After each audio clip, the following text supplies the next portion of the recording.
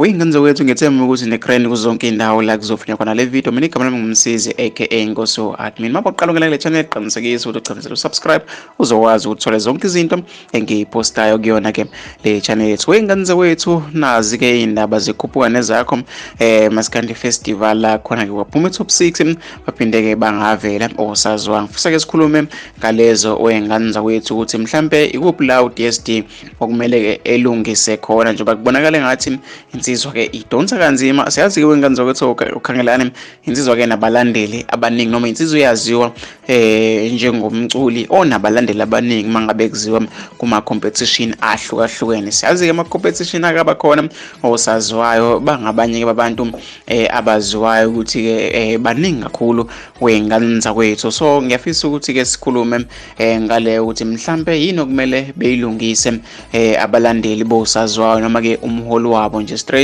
okuyena ke oDSD. Siyazi insizwa ke yapost video incinci lapha abalandeli bayo ukuthi ke akeke kuthengwa amathikithi bezokwazi ukuthi ke benqobe lapha ke kwikhuphuka nezakho oyingane zakwethu. Futhi okunye ukutheke kwaqapheleka abantu abaningi bayakhuluma ke inkundleni zokuxhumana ngayo ke lensizwa noma ke ngaye ke uDSD. Mina ngifisa ukuthi ngizwe uvo lwakho njengeqembu elikhulu kakhulu osaziwayo mhlambe yini okumele benze ukuze bezokwazi ukuthi ke bebuyise lesasithunzi sabo, ngoba kuyaziwa makuthiwa nje kwabuye ephethe nangempela kusuke kungadlalwa abantu ngempela abaziwayo kuma competition yakudala lapha kukhona amagezi amahle, kukhona omjikjelo, kukhona abantu abaningi abajwayele ukungenela ama competition wengane zakwethu. Mina ke ngifisa ukuthi sikhulume ngalezo. Okunye futhi ngifisa sikhulume ngakho top 6 yayizolo njengoba sazi ukuthi insizwa komculi kaMaskandi khuzani usebeke kunombolo 1 cishe ke izikhathi ke ezo3 zilandelana ulokhu ehleli njalo ke kunombolo 1, kanti ke igcomelisha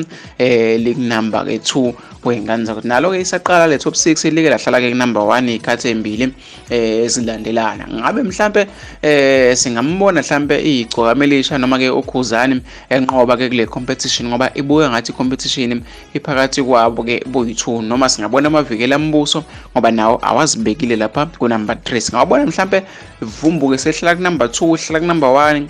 Sazi wengane zoba kungelo VIP eke wakubeka wacaca ukuthi ke le competition ithanda ukuthi ishube kakhulu, kungenzeka into ongayilindele, kungenzeka into obuyitshela ukuthi ke ngeke izenzeke. Mina ke wengane zakwethu ngumsiza mfana phansi ejozini komhlaba yalingana, sengiphuma kanje ngithi asihlangana lapha kwi-comment section ngizwe ufo lwakho, umbono wakho uthi wena ucabangane ke ngalo daba noma ke ngalo mcimbi ikhuphuka nezakho wengane zakwethu. Mina ke sengiphuma kanje, sihlangana lapha kwi-comment section.